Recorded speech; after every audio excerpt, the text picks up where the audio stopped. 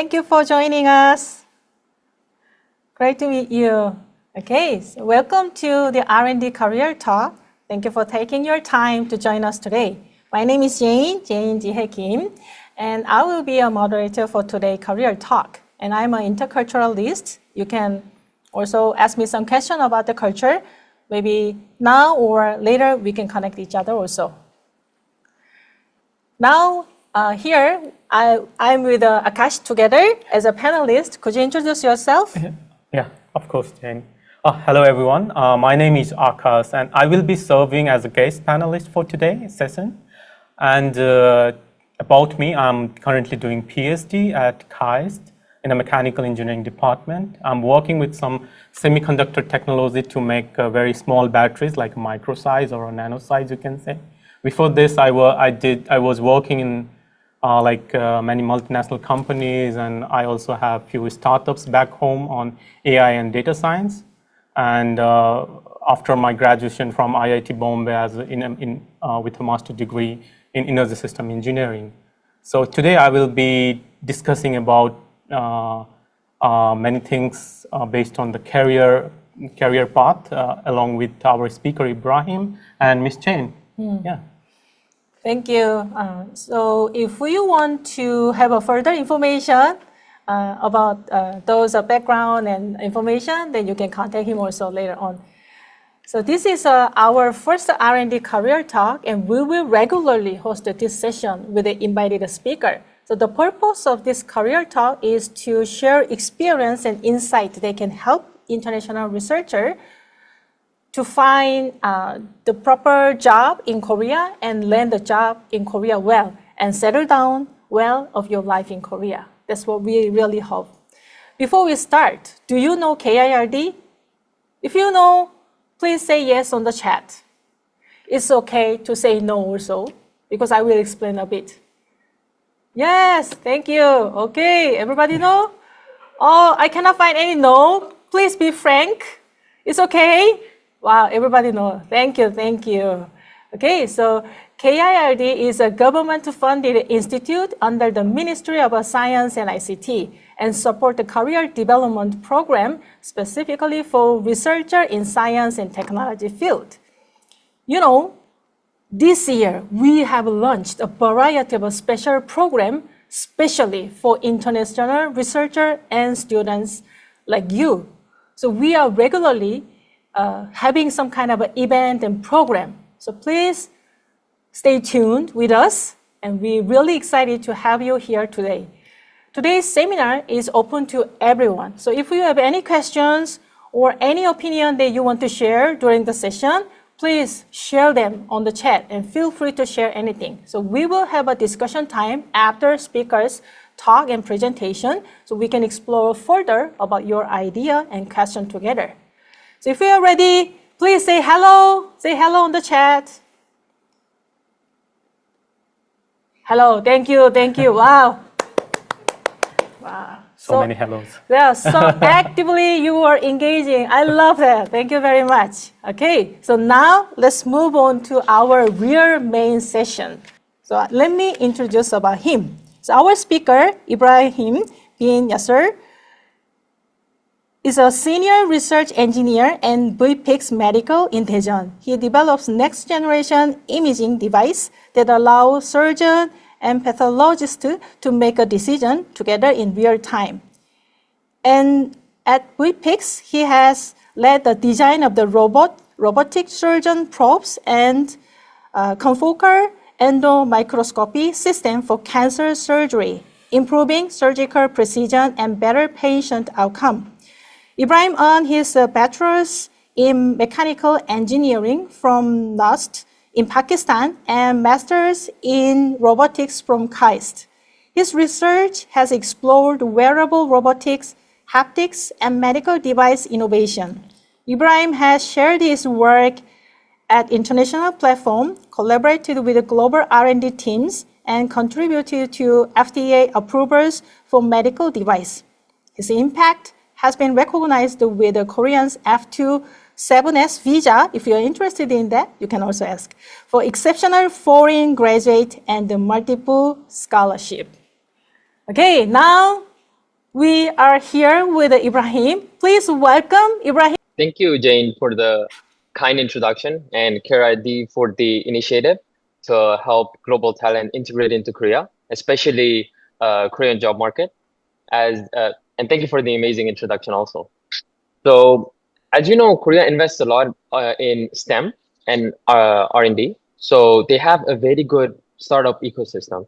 So today I'll share my experiences with you guys and the lessons that I've learned so that they can help you navigate the Korean job market as a global talent. So a bit about me. I did my bachelor's in Pakistan in mechanical engineering, and in KAIST I did my master's in robotics. So I worked with soft robots, active materials, did a bit of AI, and generally worked with human-robot interaction devices. Then for 1 year, I worked as a researcher. Here, I had the opportunity to learn MEMS, which is micro manufacturing, and then try to teach that to my graduate fellows. So one of the good skills that I learned was teaching and mentoring. So that also boosts up the team productivity. And then for the last 3.5 years, I've been part of a startup called VPIX Medical. It's from KAIST Daejeon. And then VPIX, what it does is it works on real-time cancer margin detection for the surgeon. So I'll introduce a bit about what I do, and then I'll jump into my experience and how it can help you guys navigate the startup job market in Korea.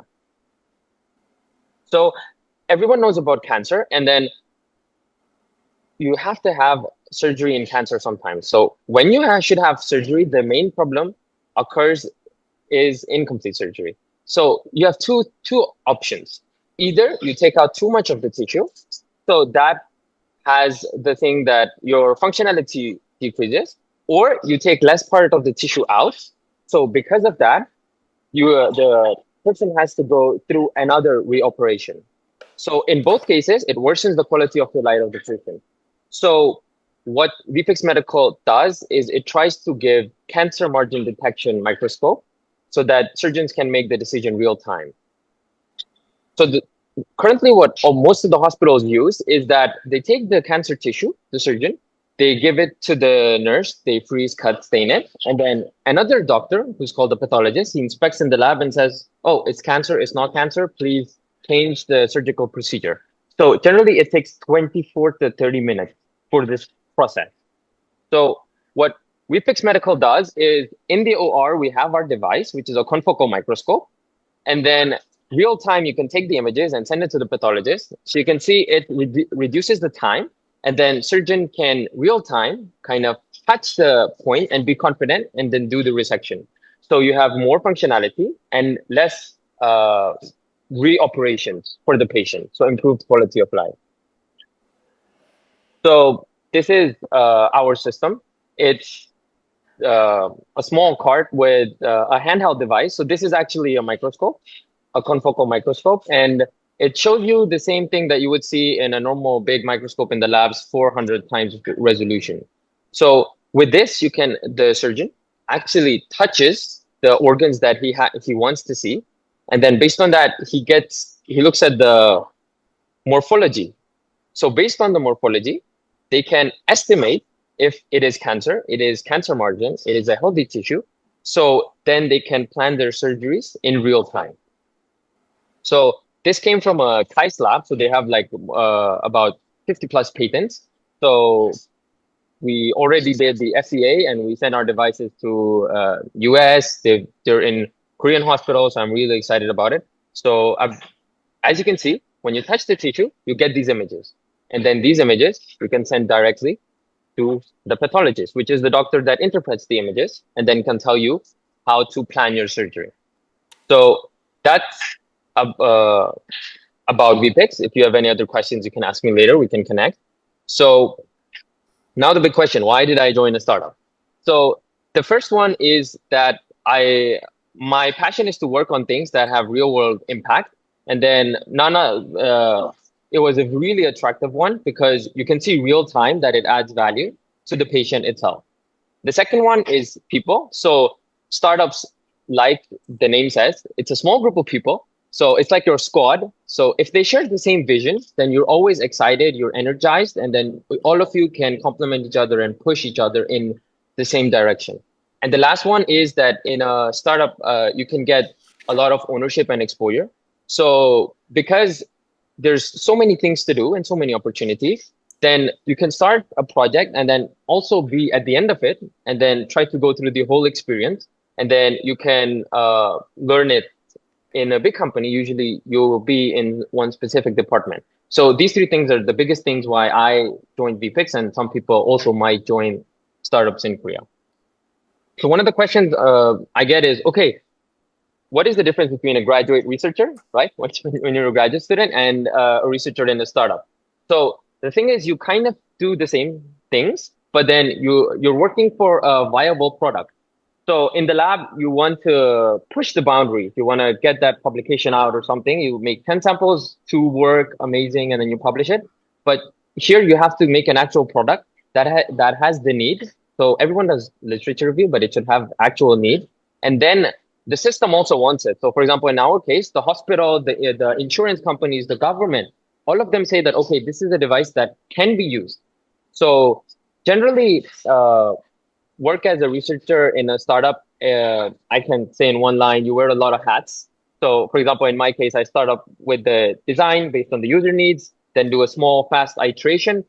Based on that, you give that back to the user, they give you feedback, then you do the validation, then you go through regulation and other things, and then at the end, you get a product. So you can go through this whole cycle, but generally in a startup, after the transition time, you kind of wear a lot of hats. You do a lot of things. You can be a test engineer one day, a validation engineer one day. And the good thing about this is that if you want, right now you're in graduate school or already graduated. So if you want to go into an industry that you're really passionate about, but let's say you didn't work on it that much, a startup gives you a really good platform. So other things why people choose to join a startup is there's less red tape. So like I said, we have 35 people. So if I want, I can walk up to the CEO's office for a coffee or a discussion, or if I think some project is really important, then I can take it up to the person and I don't have to go through 5 layers of management. So there's a more personal contact and less red tape. So communication is also easier. So you kind of understand the vision. And once, let's say, a researcher understands the vision, he pushes to making the advancement or the very next product. The second one, like I said, is you have ownership that you wouldn't have in a traditional company. So in a big company, you would be a part of a group and you'd be doing one thing very efficiently, perfectly. You would have very good mentors. But in this one, you would have some mentors, but then you can also have the freedom to kind of take it to your direction. And researchers generally try to have their own vision and try their own things because that leads to novel products. The next one is you can learn about entrepreneurship because you're in the field, and then a startup is generally initially making revenue. So you can learn about this as well. And there's a lot of PhDs who kind of, after their PhD, they go to venture capital and they make their own startup. So this can also be a very good learning experience. The next one is you can visualize your impact. So I worked 3.5 years, and half of the things that I started, are already implemented in the company. So I see how those things are being done, how they affect the company performance, the customer ease, and other things. So in a big company, it might take you a lot of time, or you might be just a small part of a big problem. And then one thing is that based on the startup, if you do your research correctly, the pay can be sometimes lower, and usually lower than a big company. But then depending on your negotiation skills, you can talk about the shares. So once the startup goes IPO or they're above a specific valuation, then you go really high. All of the NVIDIA guys are millionaires, I think, because what they did was quite good. And then for a startup is that if you're interested, you can contribute in a lot of ways that you think about it. So when I joined, they hired me as a research engineer, and then they had like 2 or 3 projects for me. And then after 2 months, I said, hey, wait, our product has this kind of trouble. So why not focus on this one? I have an idea. I want to try this. And then all of the management and the CEO, they were like, oh yeah, let's see your plan. This is on my plan. And I took the lead and we changed some of the things in the product, and the performance improved. So in a startup, you can actually contribute in the ways that you like the most. But in a big company, generally, it's always top down. So once you enter a startup, let's say, the honeymoon phase is the first 3 to 6 months, right? That probation period. You're happy, you're excited, you're part of a new group. And then once you kind of settle in, then slowly 1 year down the line, you kind of understand that working in a startup as a researcher, you have to understand a lot of things. For example, in my field, I have to understand regulations because the device has to pass through all the regulations and tests and then go in the hospital. So I also have to know how the nurse thinks, how the OR, for example, where should I place the device? Because there's other devices that the surgeon has to use or are critical for the patient. So there's a lot of things that you have to study. But if you're interested in a specific field, it's amazing. You get to learn a lot. And then it can be a big pro or a big con is that your experience is highly reliant on your managers because you have 1 or 2 managers on you. And if they're really good people, they're really good mentors, then your experience would be amazing. And the last one is a startup is always trying to solve some problem. And there's always a lot of opportunities. You can solve like 10 problems and then they prioritize do 1, 2, 3, 4. So if you're the one who sometimes, can find opportunities in chaos, a startup might be a really good place for you to kind of hone your skills. Of course, everything has pros and cons. So this is related to South Korea. So the pros of startups in South Korea is that the government invests a lot. And then there's a lot of public funding programs as well. So generally, in other countries or stuff, if the startup is like struggling, they would just shut down and say bye-bye. But in Korea, if there is potential, the government just keeps on sponsoring them. There's tip programs and other programs like that. The other thing is that if they see you and see your value, then in a startup, they don't just say, okay, it's a hard time, maybe just, we'll choose to lay you off or something like that. In Korea, they kind of take care of you in that part as well. If you're a global talent that works in STEM and those fields, then there's also good pathways visas. Just like I got the FP7, I was lucky enough to get it. And then the other thing is that there's always there's a Pali Pali culture in Korea, which is kind of really interesting and essential for a startup. The cons are, there is work hour pressure. So generally, it's not as flexible as other countries that you can choose to work from home or other stuff. Generally, researchers, they stay. If you work in a field just like CS, maybe you can have that flexibility. You have to discuss. There is hierarchy. So Korea has a specific hierarchy based on culture and other things. And then you can use it to your advantage or disadvantage. So sometimes if, let's say I made a fault and then I have my senior, he might actually help me. And then, he might take the blame for it. And then he say, okay, our team will do better. So they won't put you on the line sometimes. So there are these cultures, but it's better to know them so that you can kind of make your process smooth. The next one is language barrier. If I'm being honest, if you're really amazing, you're the next Einstein, you're excellent, language doesn't matter. But generally, for working with people, language is the best way to communicate, right? So language actually matters. And then if your Korean startup is focusing on a market in Korea, then it's very essential that you know the language itself. So it also depends on what the startup is working on. If it's working on a global market, you would have, let's say, a leeway. They would say, okay, this guy is really talented. We need him. Okay, let's do it. And then the other thing is that in a startup, sometimes, even if you have some ideas, because it's a startup and it has to show revenue to the investors and other things, there's funding-driven opportunities. So what to do now, right? So these are just my tidbits. And then to help you guys, you can choose however you like. So the first one is set a goal, like set your pirate ship. So it can either be you pick a role, you pick a field. It can be a location. You want to work in Seoul, you want to work in Busan. I don't know, you like sea and surfing. And then the language that is needed for that role. Like I said, let's say if you're from maybe some country in Europe, you're from France, and then you know French and Korean. And maybe there's a lot of French and Korean companies that would say, okay, come on board. So you can also choose that. And the other thing is visa. So if you want to, let's say, stay in Korea for long term, then you focus on a different kind of visa. If you want to stay, try temporarily and other things, then you go for E7 visa. So once you have all those in mind, the next step is to sync and signal. So for graduate students, I think the professor is the closest person to them. You can have good or bad experiences, but the professor actually vouched for you to come in the lab. So I think there's always goodwill. So from the advisor to your lab alumni, to your university alumni, it's always better to tap into that network and then try to see the people who have similar roles and then also list down the companies. So you have your goal, you see those, you signal to those people that I'm interested in these roles, you know, you can ask them to look at your CV and other things. And the next one is then try to make a CV. Be market ready. And then at the end, good luck. You'll hopefully have an interview and then there's a lot of ways to navigate that and I'll be happy to help.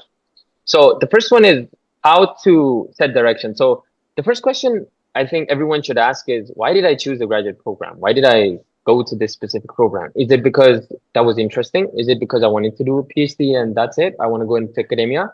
Is it because this industry or this, for example, domain like semiconductor, let's say, or medical devices was really interesting?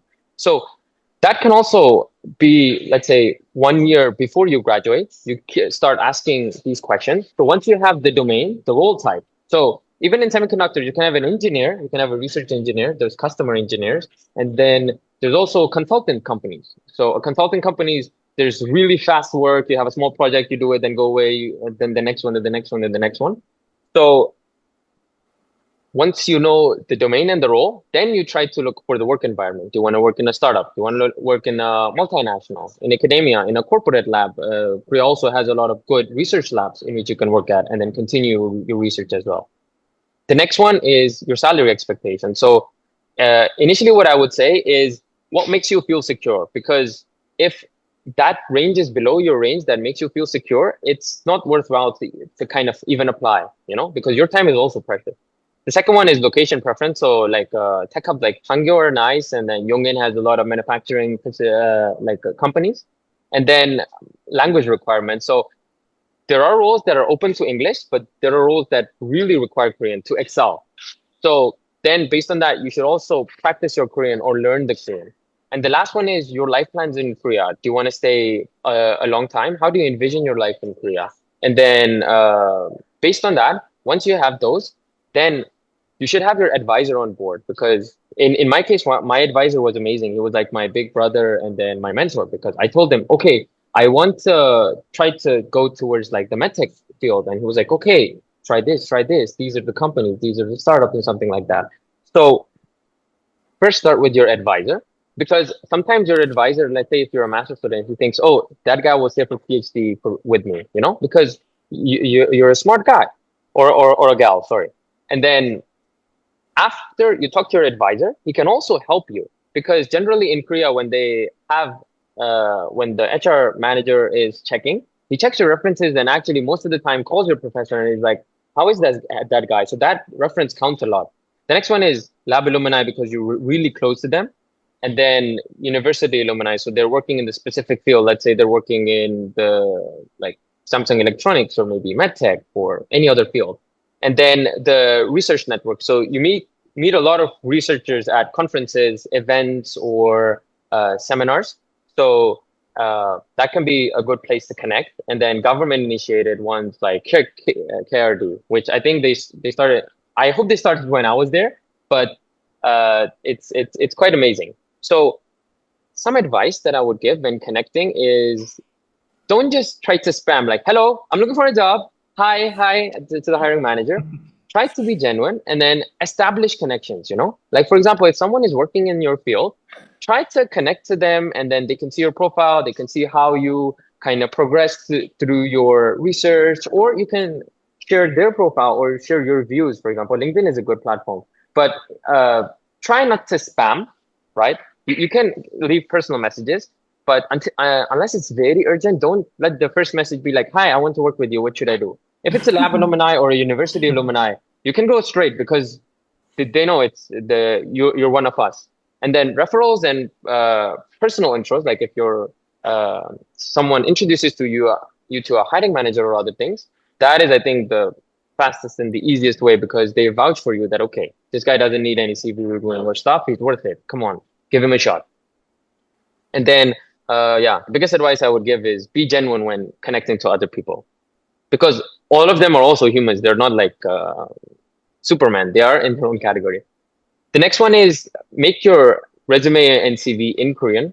So like me, if you weren't that good in Korean, you can start with some really helpful platforms, like for example, Saramin. You can include all your information in Korean, and then you can export that as PDF.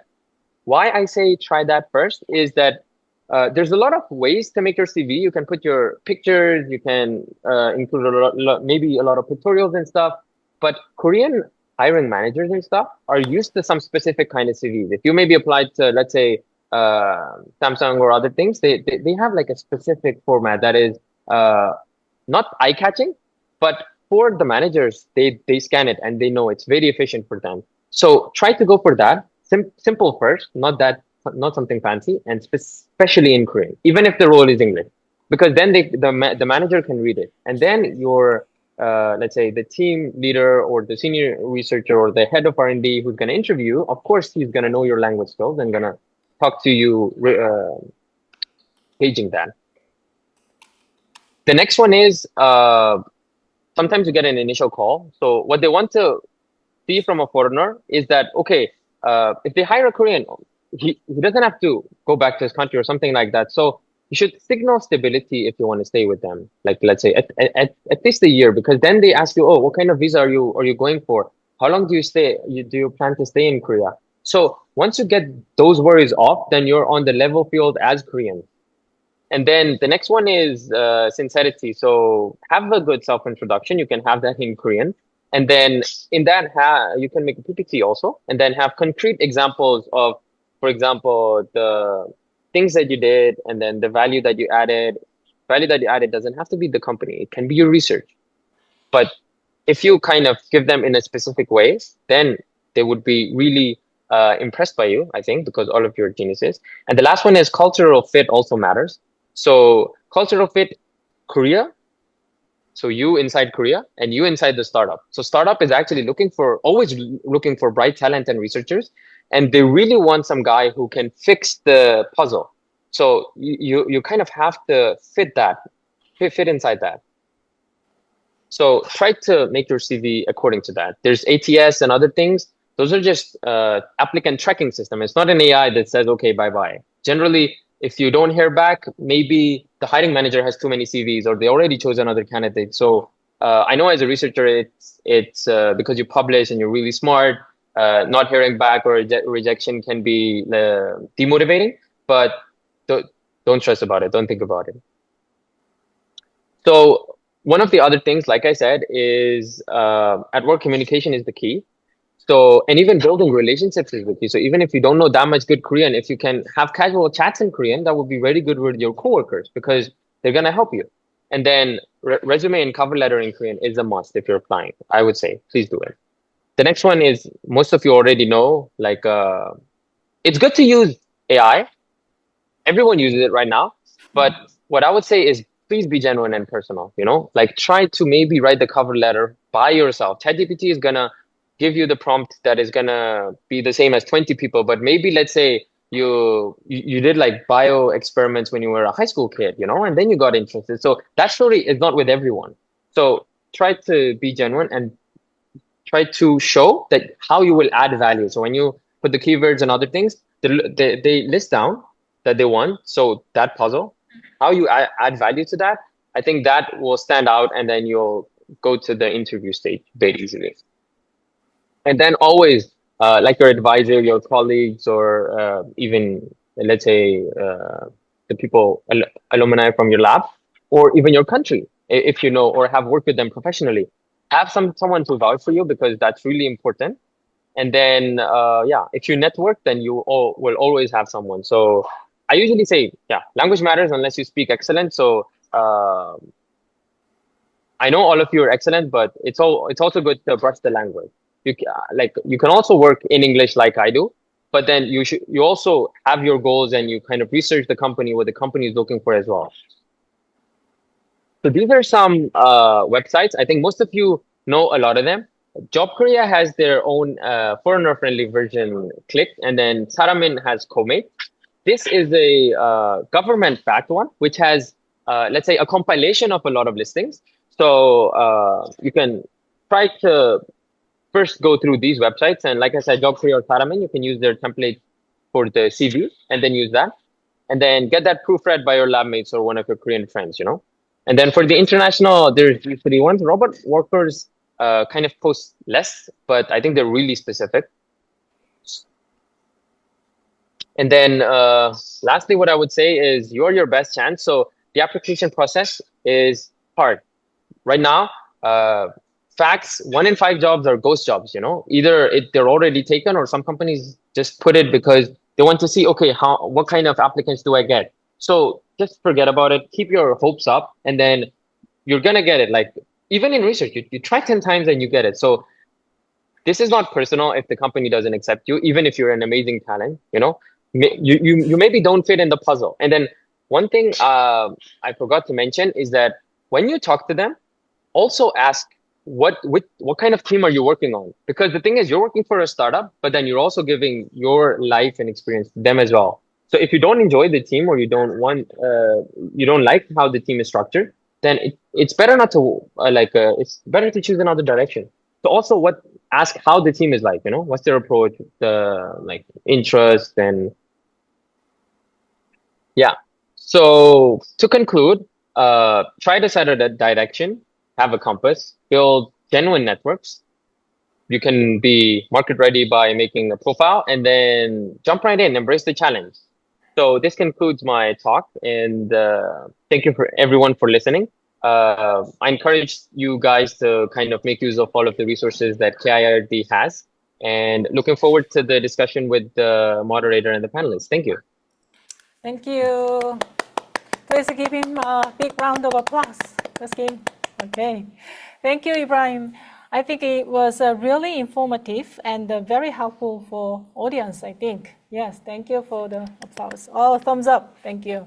Now we would like to move on to the next panel discussion. We already received some questions in advance. Some of the questions are already covered with his presentation, and we selected some of the questions that is in common. Then maybe we can start with the first question. Someone asked like this: I used to work in an international IT company, mostly with a Europe and US customer. I'm quite afraid that the working culture is different in Korea, which makes me and other talent hesitate to apply to a Korean company. How to solve this conflict?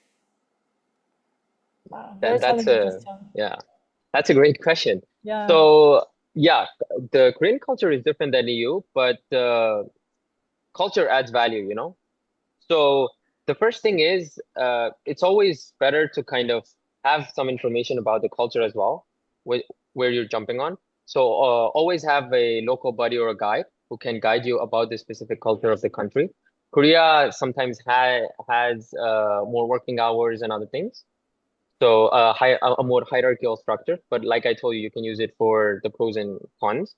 And then the first thing is try to communicate to the other company initially. So for example, in my case, very personal, I pray, for example, like Christians pray on Sunday, I pray on Friday. And then the first time I said, I need 1.5 hours more out of my working hours to go pray Friday. They said, okay. So every Friday I go, if it's a meeting, anything, no one asks anything because they respect my culture.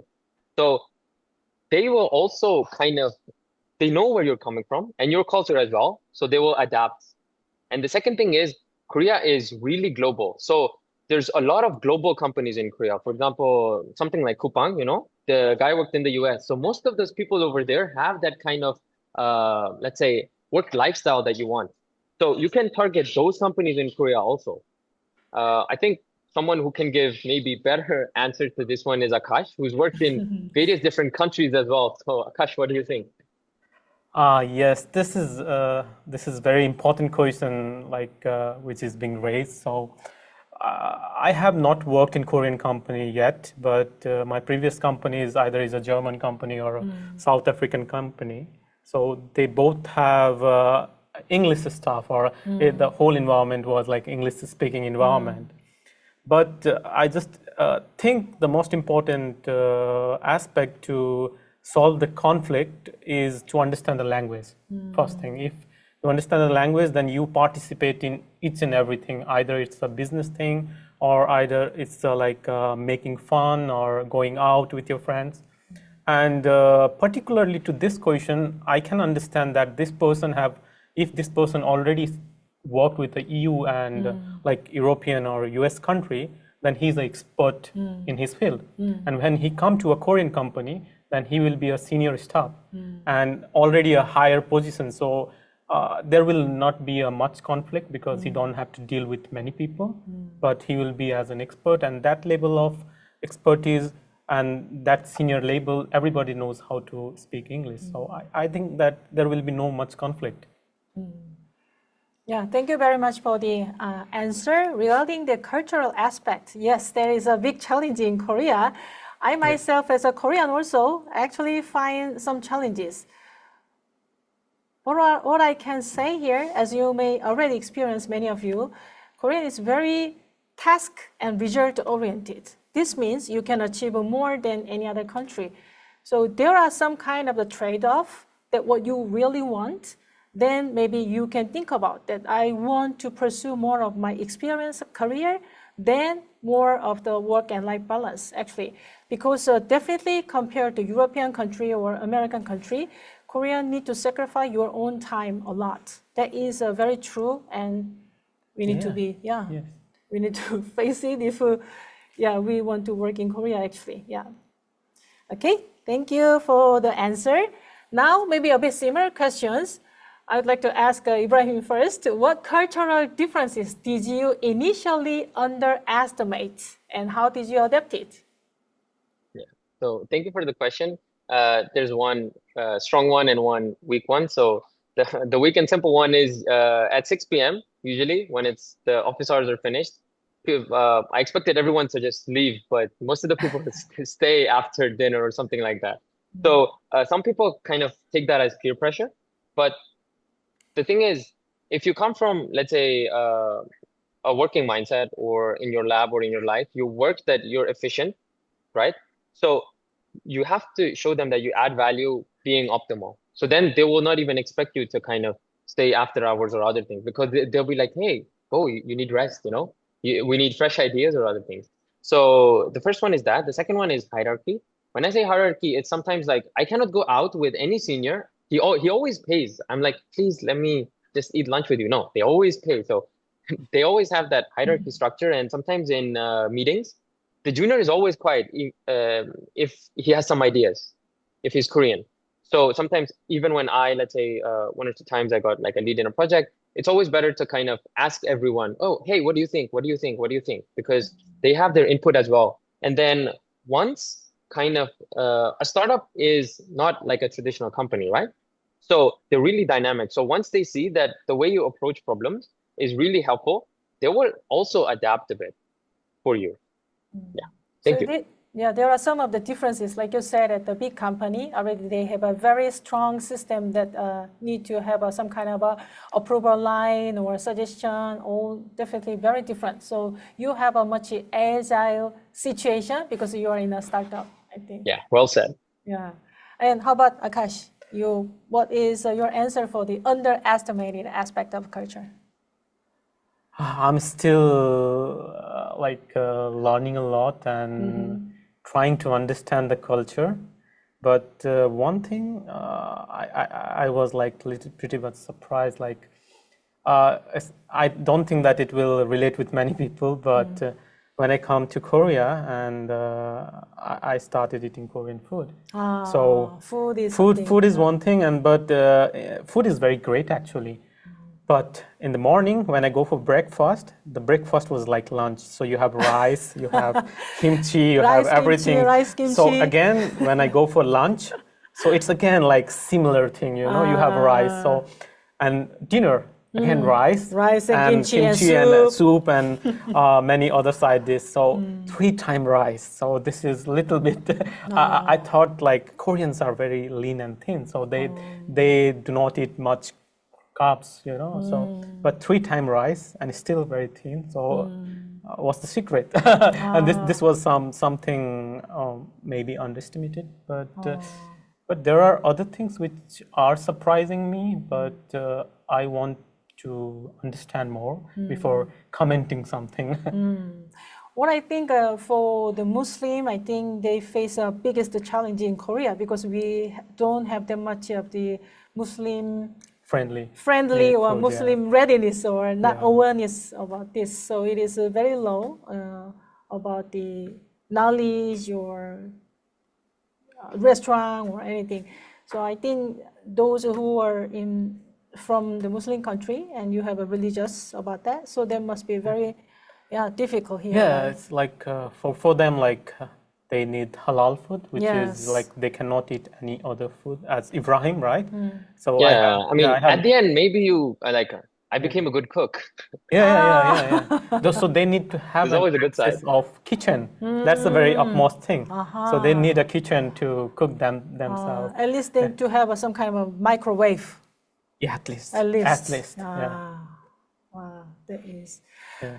Now more and more friends are coming from Muslim country, and then I really hope personally that we have some more Muslim-friendly restaurant and some food available for you. So sorry about that, the situation, but I really hope then definitely, even it is slow, it will be improved.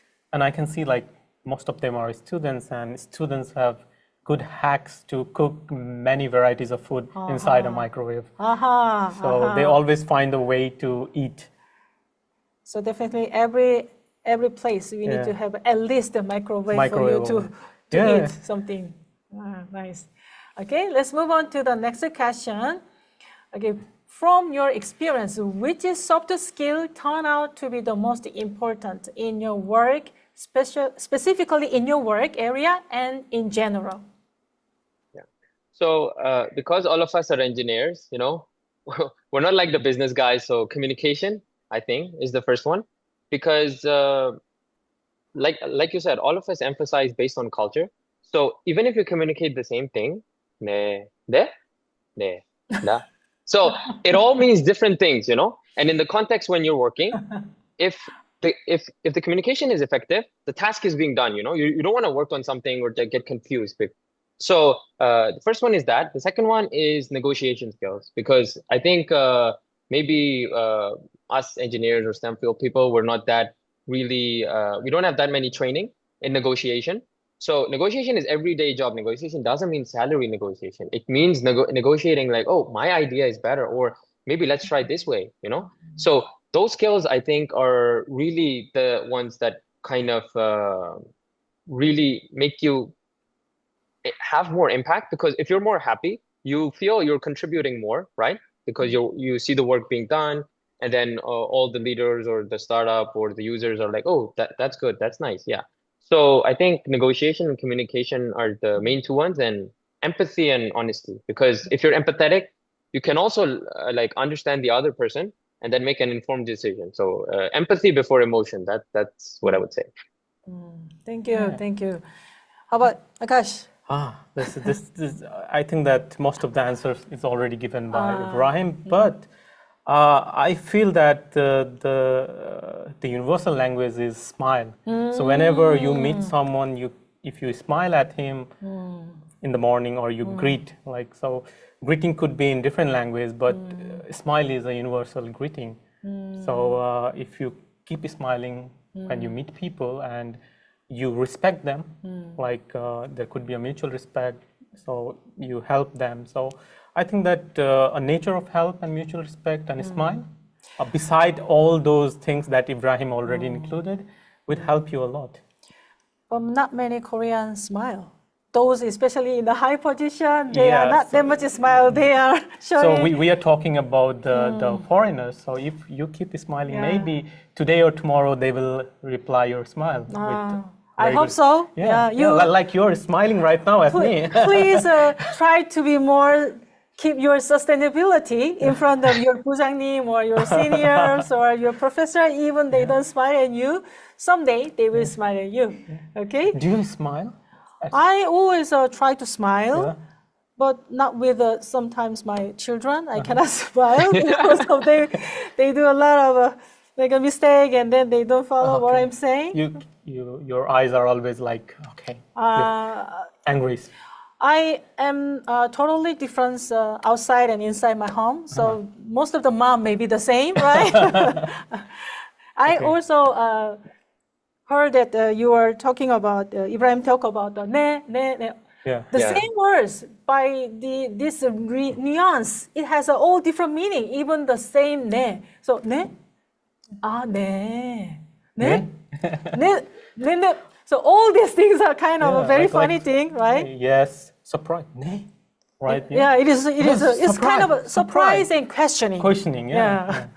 Ne, like this. Ne means it is a kind of a, you don't agree about that one, something. So it all included in this kind of intonation and the sound. So it is a kind of a difficult, but yeah, for us also, as a Korean also, sometimes it is hard. But by this, you may know, nunchi is important to find out this one. So once you get used to it, you will find out by the intonation.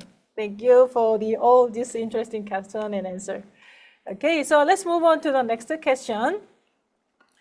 Okay, at what stage of career and financial stability it is good to bring spouse or family to Korea to live together? Wow, very important question and very proper question to Ibrahim, because now, definitely before he was with a wife, but now You have a kid. he has a baby now. So He's a father. Yeah, he's a father. I have my own small startup. Yeah. So now, what is your thinking about this financial condition as well as the environment for the kids as well here? Is there any concern, or is there anything that you think is positive in Korea? So generally, Korea is very family friendly. So what I would recommend is, if you're a graduate student and let's say you're in PhD, which is a bit longer, and you already want your family to come in Korea, there's a lot of ways that they help with D2 students or D2, so you can get your spouse. But before that, talk to your staff or professor, because you have to have a certain financial, let's say, intake, right, to sustain your family. The second one is that, for example, right now you just graduated, you're looking for jobs. At this time, please don't bring your family, because jobs generally have a probation period, 3 to 6 months. So once the probation period is done, right, the people of the job are like, okay, we want this guy, he's great or something. Then it's better to bring your family, because then it's a more stable environment. The other thing is, there's a launching pad, even though there's like so many different countries, but there's always a little China, a little India, a little Korea, in LA you can find Koreatown. So there's gonna be people very similar to you, right? And your culture, they can be 10, 5, 20 in the same city. So your wife and try to find that for your wife and family, right? And then, like I said, after 3 to 6 months, you get all the employer benefits and the healthcare. So, for example, I pay only my healthcare, and Korean government gives healthcare for me, my wife, and my baby. And then I had a baby. Korean government gave me like 1 million won just to support that.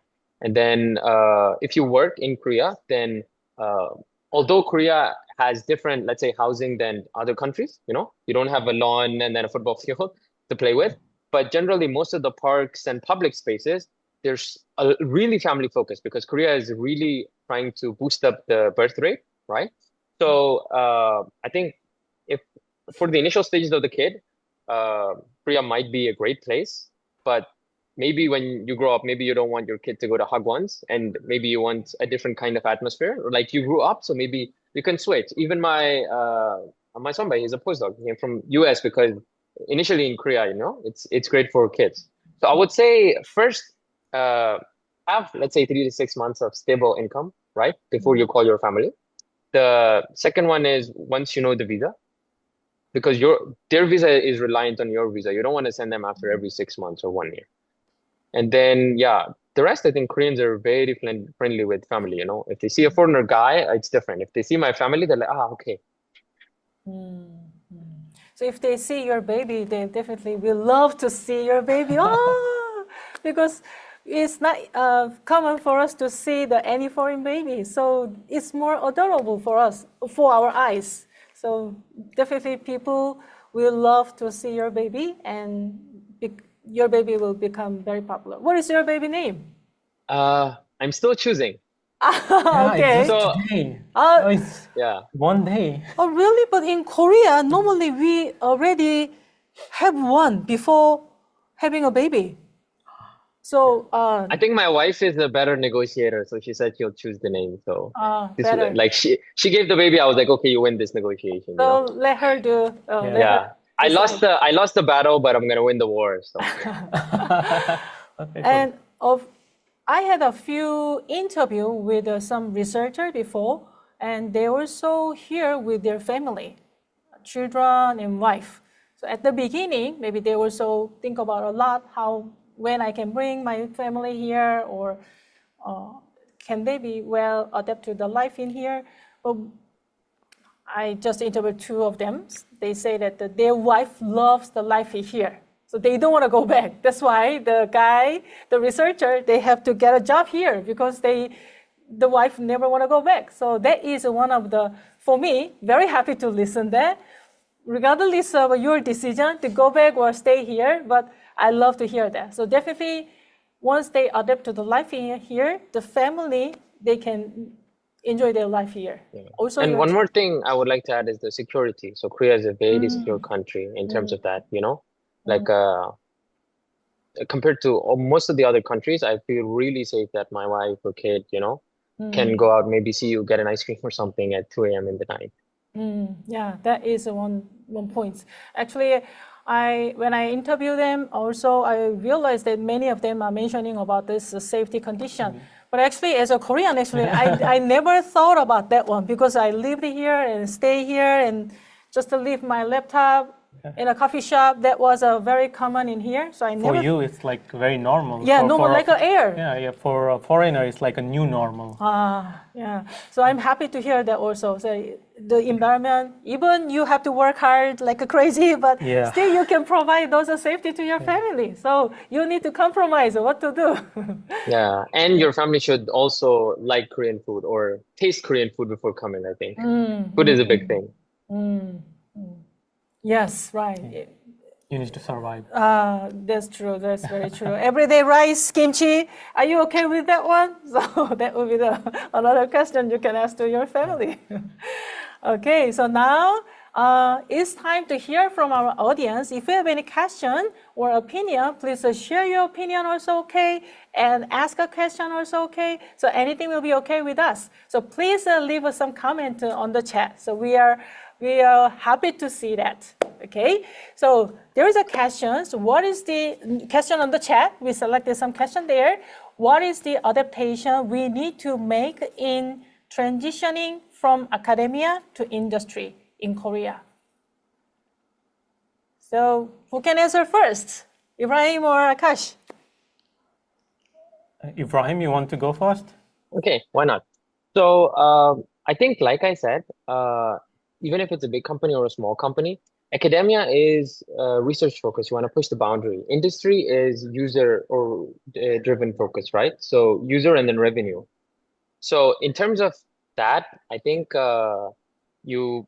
sometimes you might be the, let's say, highest researcher after PhD. If you're in a startup, you might be leading a project, or if you're in a big company, a part of the project. But then your goal is going to be solve a specific problem in a specific time to show to the shareholders or the investors of the company, right? Sometimes the investors or the general public. So I think that's the main difference between academia and industry. And then generally industry pays you a bit more also. But then, for example, if you publish or have a patent, then it's also with the industry, you know? Oh, that's interesting. I think, Ibrahim, like the adaptation can be done in your academic period, because when you are studying, if you are taking non-technical subjects, so it will not land you at the industry. So like take example of Korea. So there are many semiconductor companies, or like there are vehicle companies like Kia Motors or Hyundai. So if you are taking some projects which deals with making vehicle parts or like some kind of automation or auto vehicle or e-vehicles, or you are into some semiconductor technology development, like you are doing photolithography, or you're depositing some kind of film through sputtering or ALD. So these some skills that you adopt when you are studying can land you to industry. I think that this could be the best transitioning, adaptation, what you need during your academics. And of course, as Ibrahim said, like industry gives you a lot of money. So to land there, academic is like a elevator. So you need to take a backpack full of all those skills with the current which is currently needed in the market. Like as Ibrahim is working on a startup which deals with robotic arm, and his master is in robotics, right? So he studied the same kind of technological subjects which landed him to industry which deals with the same kind of technology. Yeah, I hope so. I learn every day something new. That's the life of a researcher. Exactly.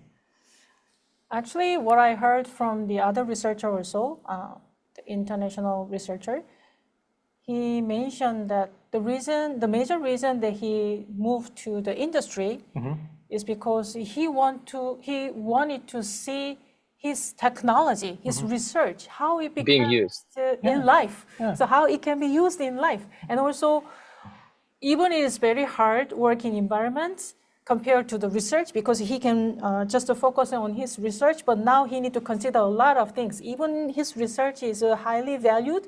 However, it is not well selling in the market.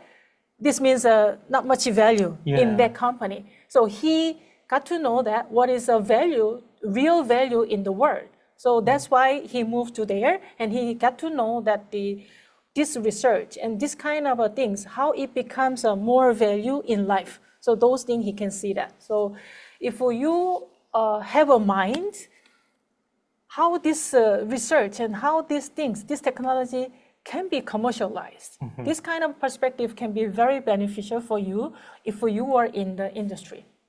Yeah, and Korea has a lot of programs. So even like my startup, the one that I'm working on, it started from a KAIST lab.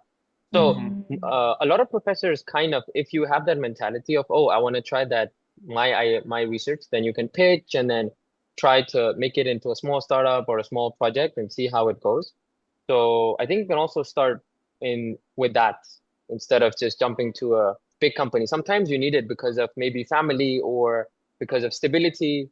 So it's also based on, like I said, your personal needs and goals. Once you know what's going to keep you happy, what's going to keep you stable, right? What's going to keep your family happy, because at the end, when you come back home, your family should also be happy, right? So based on those work-life balance and goals, then I think you can choose where to transition and how to transition. And also you may, before you decided to be in the industry, you may think about, oh, if I can see my product, my technology on the market, and you can tell to your daughter, that is my dedication. Something made by me. Yeah, made by me. I develop it at the part of this one. My research is over there. This is so my day and night. Those kind of imaginations make you think about which it's one. A motivation. Yeah, big motivation for yourself. I hope it's a good product. Okay, so next question. As someone who works in a startup, would you say you are more independent? Does that mean an expectation increase in the output? So, wow, that's a good question. So it's also team dynamics. So initially I had different mentors above me. So some can be not micromanaging, but can tell you the goals and the boundaries. And sometimes you can be independent. So could you please repeat the question again? The cafe has some announcement. I cannot. So someone who concentrate. works in the startup, would you say you are more independent? And does that mean an expectation increase in the output? So in my personal case, I joined the startup to learn. So when I say I'm independent, that's good. But the expectation will never kind of hopefully increase for you, because you're always trying to look and contribute in different ways. So I sit in a meeting and they're discussing some things and I'm like, hey, what if you try this way? You know, maybe I can give you some things and then maybe I can give you a sample or a design and you can try that. So if it goes well, then you start that like mini project with your team and stuff. Or sometimes you say, okay, give me 1 or 2 weeks to figure out how we're gonna solve this problem, you know? So I don't think it translates to accountability, right? Because generally, unless you're the head, like I said, hierarchy in Korea, you know, if the team performance is not good, the one who goes under the axe is generally the manager, you know? They're like, the manager didn't do well. So generally, most of those things would be the manager, you know?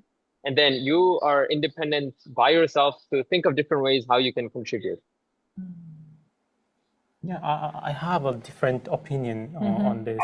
Like if you're working in a startup, you cannot be independent. You have to work for the founders, like because he has some kind of dream, some kind of ambition, and then he hired you because you are expert in that field. For example, like I have started 2 startups back in my country, which is on data science and AI. And I recently started a startup, like started in April, and it's a KIRD startup.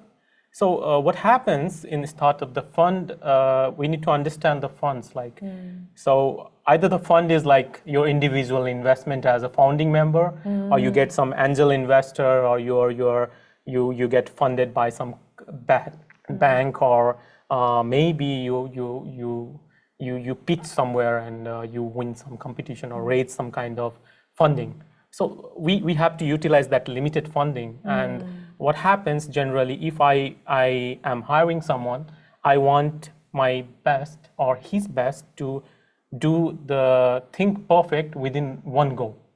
Because I don't have enough fund like Samsung or big companies to retry and do multiple experiments like a lab. So I think like the worker, the employee are like somewhat independent to open their thoughts and their ideas. However, the founder's responsibility is to make the worker very comfortable at every step, because very less people sign up for the startups because they know that there is very high risk. If you don't perform well, you are just you will be kicked out day after tomorrow. So there is a high risk for them and a financial risk for the founders. So they try to make a comfortable zone for all the employees. However, in the back door, the founders do not want to give a lot of freedoms to the employee.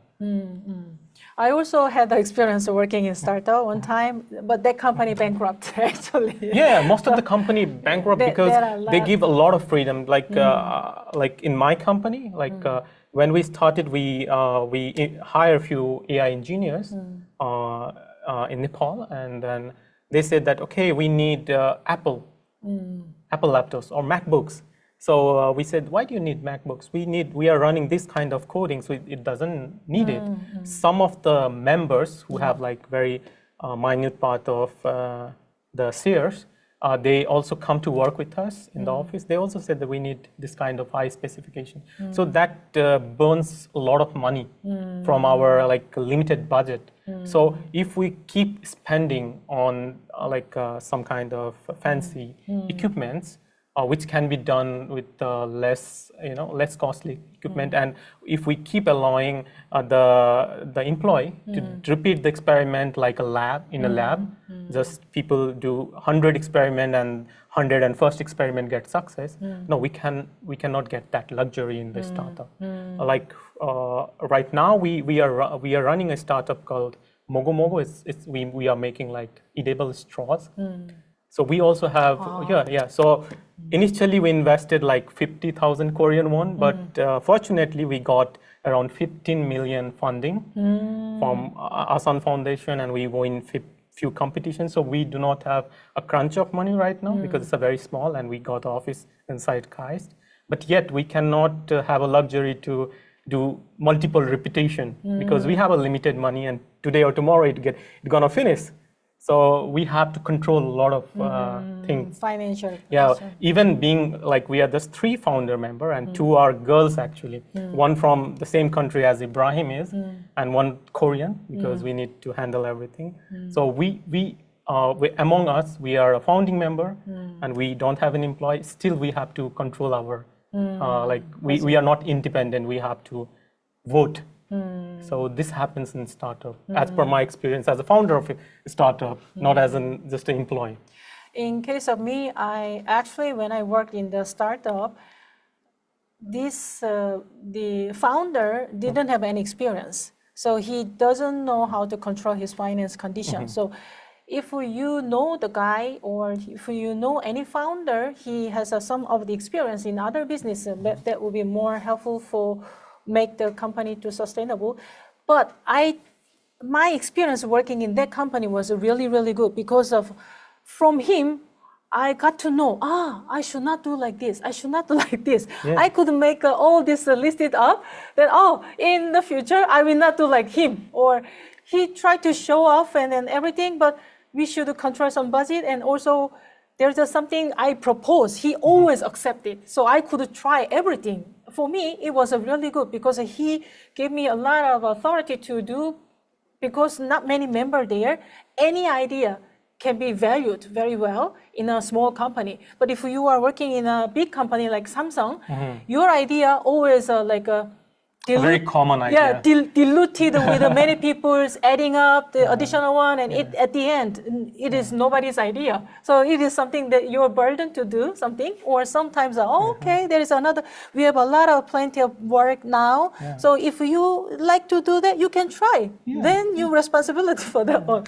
So like this, sometimes those like a proposer in the big company, because they have already a big project on hand, normally new idea is not much welcome.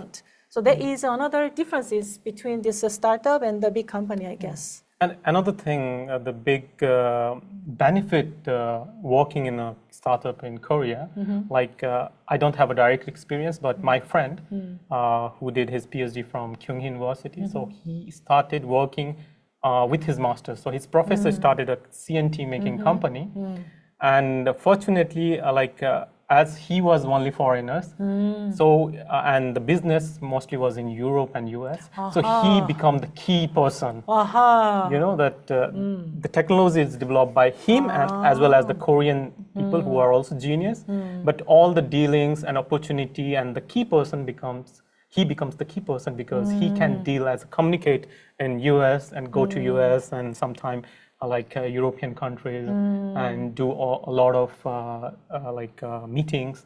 So that's also a very big opportunity for the foreigners to join startup in Korea. Like Ibrahim, I think that you might have been traveled to different countries for your company purposes. Right. Yeah. I mean, the point of view about finance and the founder is great, but if you share the same vision, I don't want to burn my company's money. Because that's useless. So if you're on the same team, you might think differently. But me, again, I think that innovation comes from ideas. So if you just if the founder dictates that, you should always go in this direction, I think it's better to give a roadmap. And then it's up to because the researcher, I think, is an expert in that specific thing of how to do it, right? And then the founder and the business guys, they kind of crunch all the numbers and then say, okay, this is viable product and not viable product. Exactly. So that you will always also experience on the job, I think. But I think people don't have to be scared that, the founders are not going to be like, you have to do this, don't go left, don't go right. So if you have empathy and you want the company to succeed, you're not going to ask for max or stuff, I think. That I think is a different mentality.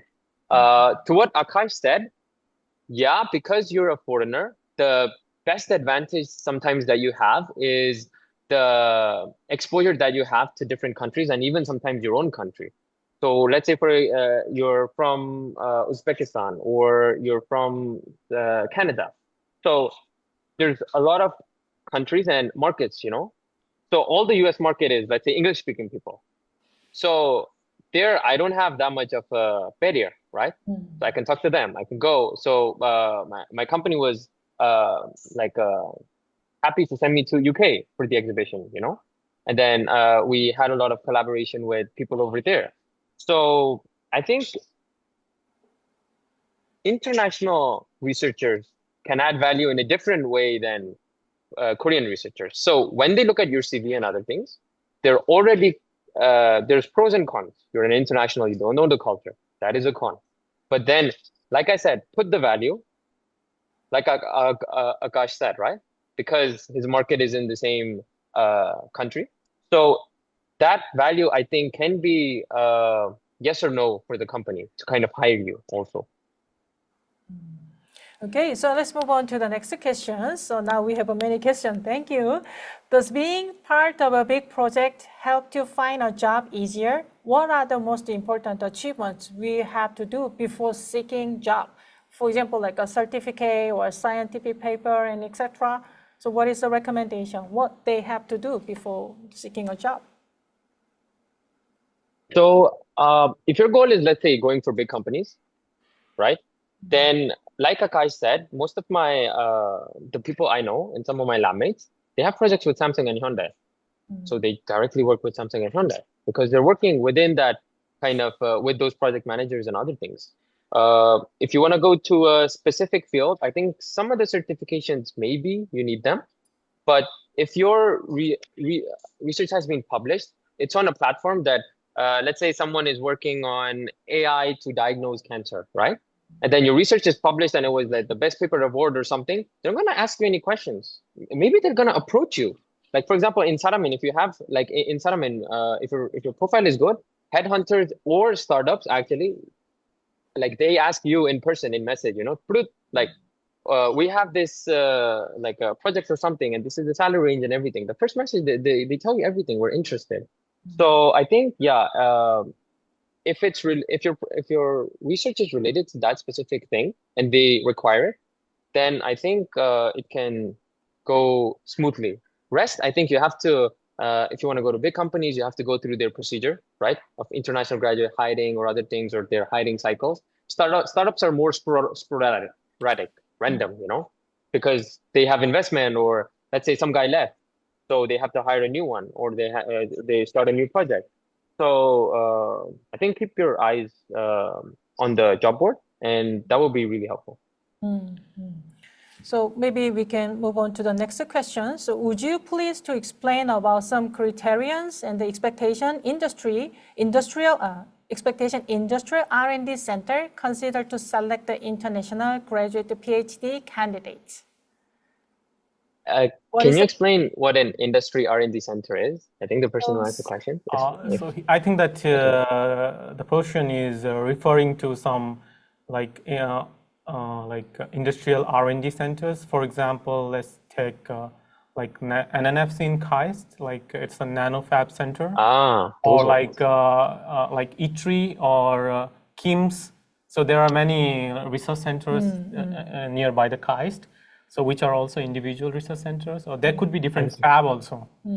So like fab lab for the semiconductors. So what is their criteria? What they are expecting if they are selecting the international graduate PhD? Akash and Jane, thank you for explaining the question again. The cafe is going to close in 10 minutes. That's why I was a bit distracted. Okay. So I think in terms of that, because they're research centers, it's solely based on your research. It's solely based on your publications and stuff. Because a lot of people who I know, it's let's say more family friendly, sometimes more stable. They have more bonuses and stuff. For Koreans, it's great because it's like a government-based job, so you can maybe even retire there. So as a foreigner, sometimes you have to have contract by contract. So it's not like lifetime contract; they wouldn't give you. But then generally, your research is the first big thing. Now. Mira Hamed say that it is about the R&D center in a big company, for example, like a Doosan or Hyundai. Like an R&D department in a company. In a company. So let's take an example of fab in Samsung. Yes. Yeah. So I think that paper really put a very big impact. But there is an issue in the paper. So there are many universities, small universities in Korea. They don't have like basic analysis facilities like SEM or XRD or different machineries where we take the analysis of our samples. So the companies they want people who have a better understanding of those kind of analysis instrument. Like there are many analysis instrument, like SEM is there for like capturing the image in a very micro or nano level. There are XRD, there are ALD, the atomic layer deposition, which is a crucial instrument in a semiconductor. There is photolithography, there is sputtering technology. So I think that they also need to understand or get the people who have a better understanding and who can run these kind of things and produce some kind of research-based data. So I have been known to few of my friends who are in small universities. So their university do not have this. They send samples to either KIRD or GIST, and they get data. They publish paper in a very good journal. So they also look for the skills to run this kind of instruments. Definitely. Once you are in a degree of the PhD, definitely they are expecting that your skill to operate those facilities and how to make a report. Definitely, I think well said. That sums it up for that category. Okay, so there is another good question, I think. Given that you are working in startup and you need to meet some expectation, maybe within very short time, sometimes like a short time, what has been the friendly and worst feedback you have received from your superior when you couldn't meet the target? Friendly and worst, like two different ones. Yeah, two different ones. So first, if I realize that it's not going to be on target, like Akash said, the founders it's not their money. They're a bit stressed. So you have to signal to them that this is plan A, plan B, right? And then you can have plan B, C, but you have plan A, plan B. And then it will give you kind of a soft landing. So in that case, the friendliest one was that, for example, if sometimes medical devices have to go through validations and stuff. So if that one didn't qualify because of some maybe technical error or the facility did some error. So at the end, the user doesn't care about it, right? They need the product at that specific time. So it's better to tell before so that the CEO or the head, they kind of like already soft land. So they just tell you, okay, prepare next time. So I think in that case, the most friendliest one was they sat me down and said, it's okay, learn from your experiences. And the worst one, if I didn't deliver, is I think I didn't get a big bonus. Truly. Give me bonus, but just to school me. I want a bonus. So I think you can say that was the worst one. I was planning different trips and then I didn't expect that one. So yeah. I can understand that. The one thing, very important things you mentioned about one of the culture. So if you are just telling them in the last minute, they will crazy about something like that. But if you just in the middle of the process, you may already know. You can get a sense that it can be a failure, it can be in a negative, or it cannot be in a good result. You can sense of those things. Thank you.